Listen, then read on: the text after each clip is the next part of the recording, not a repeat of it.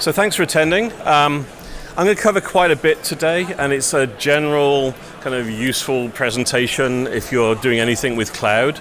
The focus is really how do you adopt cloud technologies using fast data, and why is change data capture an important part of that. So let's talk about what we mean by adopting cloud. There's a number of different things that people are doing around cloud. It can be that you are just adopting some cloud technology. You are choosing to scale out storage by using cloud storage, or you want to use a cloud database that scales or is globally distributed that gives you additional capabilities than on-premise databases would. That's the simple cases. You're adopting some part of cloud. And it's kind of taken for granted, unless you're kind of a brand new business, that you have on-premise stuff, right? You have databases, you have files, maybe you have a data lake, you have some stuff that is on-premise. So the question with adopting cloud is, are you trying to move to cloud? Are you trying to move everything to cloud? Are you moving bits to cloud? And most likely you're moving bits to start with, which means you're doing hybrid cloud, because you have stuff on-premise, you have stuff in the cloud. You may want to move stuff between the two. We've also seen, though, that one cloud isn't enough for a lot of organizations. And there are reasons for this. You may have chosen, say, Azure as your cloud platform. But for one reason or another, you may want to also have some stuff replicated on AWS. For backup purposes, redundancy purposes, maybe you don't trust any one cloud provider to always be there. But the other reason that we've seen for people using multiple clouds is choice of technology. That although there is a lot of replication, like you can get Postgres on any cloud, right? There's storage available on any cloud. But there are certain technologies like Azure Cosmos DB, or their new data warehouse I was talking about earlier, that's only available on Azure. Or Cloud Spanner, which is only available on Google, right? So the certain technologies are only available on certain clouds, and that's another reason why we've seen people do multi-cloud. They're choosing multiple cloud providers because they're choosing particular technologies on those clouds. And then there's intercloud, which can happen if you decide to switch cloud platforms, and we've actually had customers switch a cloud platform halfway through a POC, which is kind of annoying. But also synchronizing data between clouds. Maybe you've chosen different technologies on different clouds, but you want to populate data in one cloud with data from another cloud. So data movement is needed for all of these different scenarios, for hybrid and multi-cloud scenarios, in order to synchronize data between on-premise and cloud and cloud and cloud. Clouds also change the technology landscape a lot. If you've been in the business for a while, it was easy years ago, right? There were databases. And if you wanted to do analytics, maybe you'd use ETL and you populate a data warehouse, and that's where you do analytics. It was reasonably straightforward. But over the last 20 years, the amount of different technologies available for different ways of getting value out of data has massively increased. And it's not that with cloud, they've made that easier. They've actually made it harder because there are different technologies available on different clouds for different purposes. So you have databases, you have data warehouses, you have storage, you have messaging systems, you have data processing systems. You have all these different types of technologies available across multiple different clouds.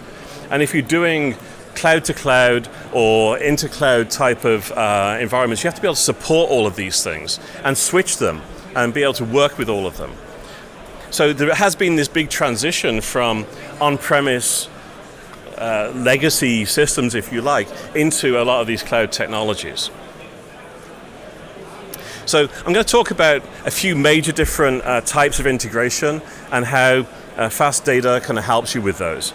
We'll start with data migrations, actually migrating applications to the cloud and why data is an important part of that.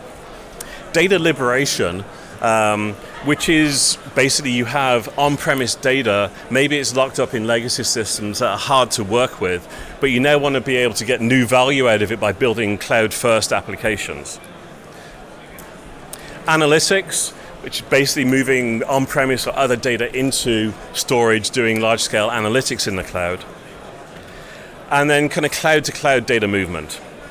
And key to a lot of these use cases is the ability to do streaming integration, to be able to move data in real time from one place to another, while being able to handle large volumes of data at scale, because cloud is all about scale, while processing it while it's moving, so not loading it and then processing it afterwards, but trying to get it in the right form before you land it, and in order to make data valuable. And that's the whole purpose. That's what we're here for, is how do we get the value out of our data?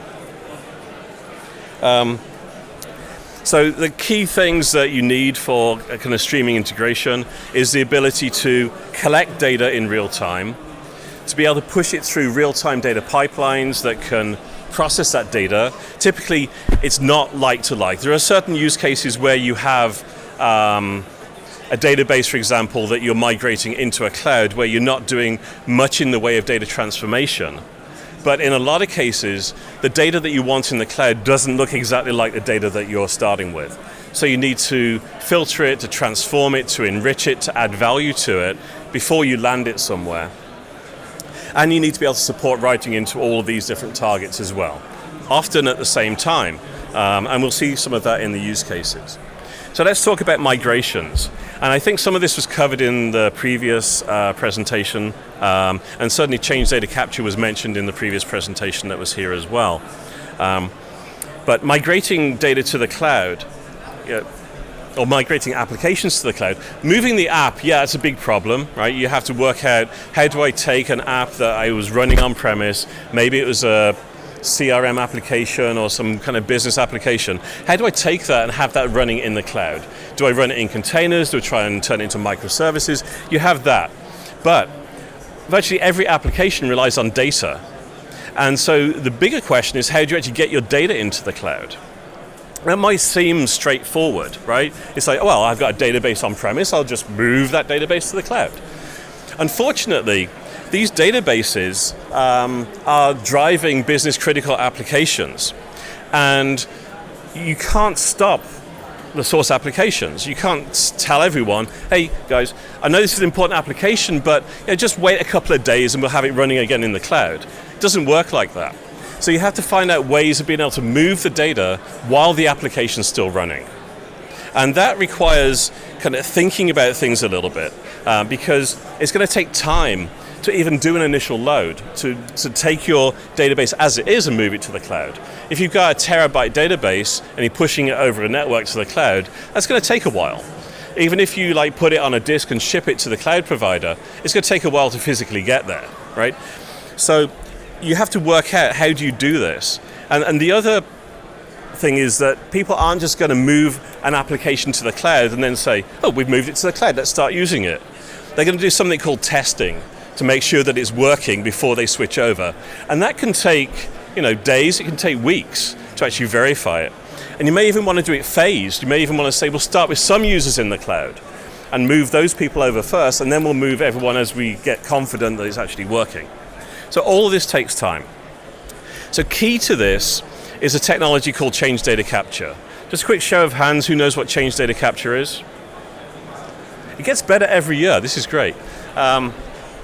Change data capture is the ability to collect operations that are happening in the database in real time, right? So to be able to take the DML statements, the inserts, updates, and deletes that happen against the database, which the database writes to its own logs for its own purposes, for reliability, etc., to take those changes as they're being written, so an insert, and then turn that into a streaming data event, right? So these are real-time events that are happening at the speed of the database, tens of thousands, hundreds of thousands of these things happening a second, taking those and streaming all of them into a streaming platform. Obviously, as I mentioned, you may not just want to take the raw events, you may want to transform them before you land them somewhere, but this change data capture is the key to a lot of these use cases. And change data capture is a technology that works with databases. If you're working with other types of data, you're working with message queues or files or IoT, or you have to have ways of getting that as well. So change data capture helps with databases, but doesn't help with all the other different technologies you may want to work with too. So the steps really to do a cloud migration of your data from on-premise to cloud starts with CDC. So before you do the initial load, before you start loading data, select all from all tables and push those into the cloud, you start change data capture. What that's going to do is record all of the inserts, updates, and deletes that are going on while you're doing the movement. So you start the change data capture, you then do the initial load, and that can take hours, it can take days, depending on how much data you have. But you're continually collecting the change that's happening in the application while that's going on. Once that initial load is complete, you apply all the changes that happen during that load.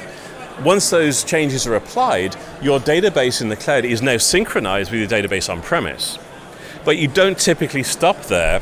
You continue to apply changes, continue to collect the changes on-premise, continue to deliver them into the cloud, which means you are continually ensuring that your cloud database is synchronized with your on-premise one.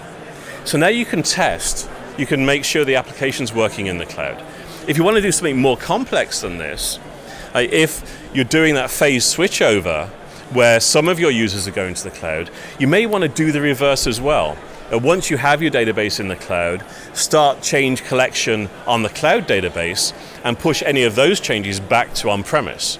Of course, you have to work out kind of partitioning and making sure people don't tread on each other if you're doing that, or do collision detection and more complex things like that. But you can actually do that phase migration as well. And that will give you a zero downtime migration. That means you don't have to stop your on-premise application while you're doing this migration. Let's talk about data liberation. What does this mean? Well,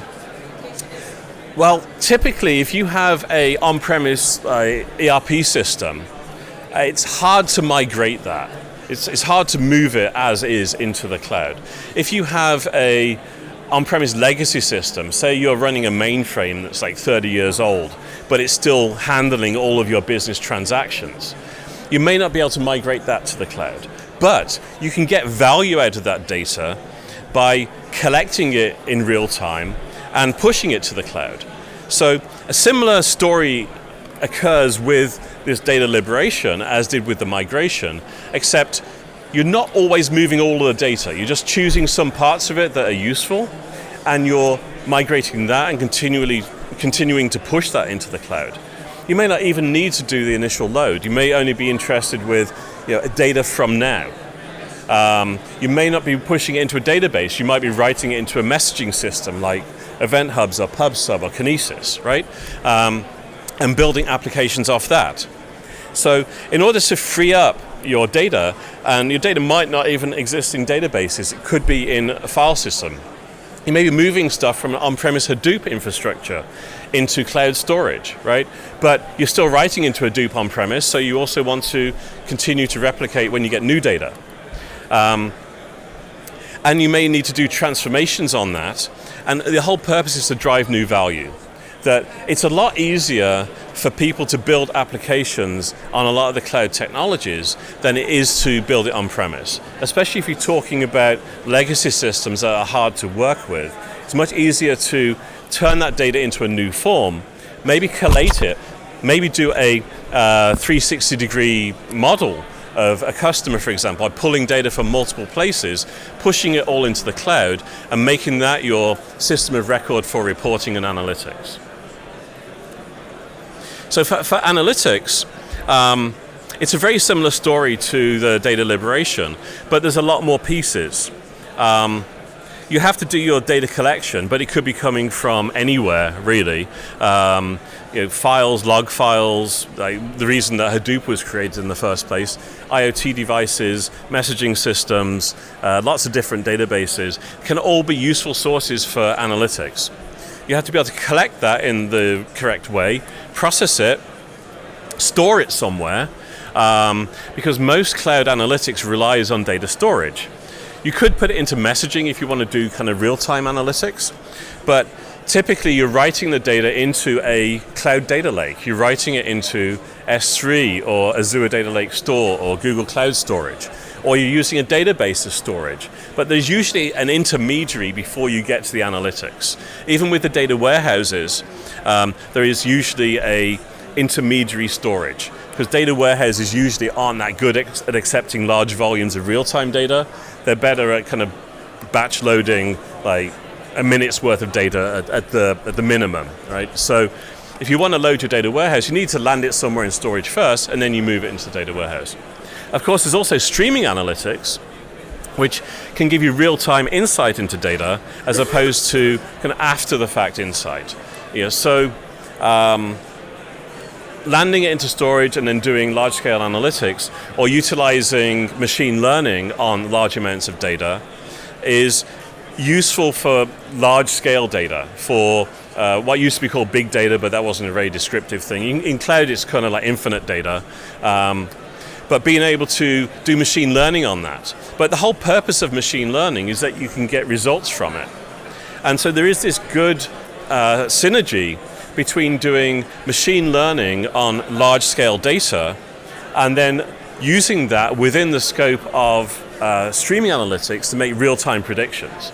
So you use your historical data to build up your models, and then you make predictions on the current data as you're getting it in real time in streaming analytics. And those two together give you a lot more value. And that all drives your analytics visualization applications that actually give you the end value. And I did mention machine learning. One thing that we found with machine learning was it was hard to fit a model into a real-time stream processing system. Because what happened a lot with machine learning was the data scientists were throwing some data over the wall, just raw data. They then went through steps of preparing it, the 80% of their time in preparing that data, getting it right for machine learning, doing feature extraction, then running the machine learning model, training it, testing it against a sample. And they now have this beautiful model, but the model was based on their prepared feature extracted data. They then try and hand it back and say, can you run this model in real time? And it doesn't look like the raw data. And so you have to do all these steps to get that data to now look like the raw data. So our recommendation to customers that wanted to do this was try and move as much of that data preparation into the streaming environment as possible. So do your feature extraction, do some of your cleansing, do a lot of that work that you would do after the data had landed in memory, in real time, in stream processing. Use that to create the training files, and now your model matches the data. So you can more easily move that model into a streaming environment where you can actually do real-time predictions. That's kind of how fast data joins up with machine learning and the cloud for these kind of cloud analytics situations. Cloud to cloud, really that's about being able to support multiple technologies and multiple clouds. Databases kind of look the same. You have Postgres on one cloud, it looks like Postgres on another cloud. So it's mostly the same. What's usually different is the security model and how to connect to it. So you have to be able to kind of work with that and have different adapters that deal with like different clouds. But then things like storage, are very different between different clouds, right? Data warehouses and other technologies can be very different between different clouds. Even messaging systems have different APIs, they're different between different clouds, unless they've standardized on putting like a Kafka API in front of their messaging system. So the big trick of doing this cloud-to-cloud movement is being able to handle the different technologies involved in doing that. So let's just step through a couple of customer case studies that kind of explain how this is happening in the real world and what we've been seeing there. So a communications company, they basically take real-time data from on-premise, multiple systems that are based on a database, a CRM system and another customer system that write their data into a database, use change data capture, do some processing on it, and then publish that into Kafka for kind of on-premise consumption, but also into the cloud, so that the line of business can build applications on the cloud data that allow them to see current real-time customer information. So that when you call their customer support, they know exactly what you're talking about, rather than it being like day-old data. This international airport, they had flight data and passenger data. They wanted to do a couple of things with it. One was to land it into Snowflake in the cloud and do large-scale analytics on that for historical trends. But they also wanted to do some real-time streaming analytics in order to get instant insight into what was happening with passengers and flights. And this was to help streamline their airport operations to be able to get their staff in the right place. So if lots of planes were going to land late, you don't need as many people in customs like now. You need them in an hour's time because all the planes are going to land then, right? So give them an early lunch and then they can come back and actually serve people when the people are actually going to arrive. So things like that are kind of things you can do with real-time analytics. This global property developer, they're basically writing a lot of on-premise data that they're collecting from databases using change data capture and pushing that into Azure Event Hubs. That acts as the conduit into their applications. So the applications that they build in the cloud, they build based on Event Hubs to give them real-time streaming insights. And they also use Event Hubs as a conduit into HD Insight and some other pieces of Azure. It's a marketing software company. They're basically writing data from on-premise databases to cloud databases, again for a similar reason, so that they can build their newer types of applications much faster. And then this global bank, they basically standardized on Google and they're moving a lot of their applications to Google technologies in the cloud for scalability, security, reliability reasons.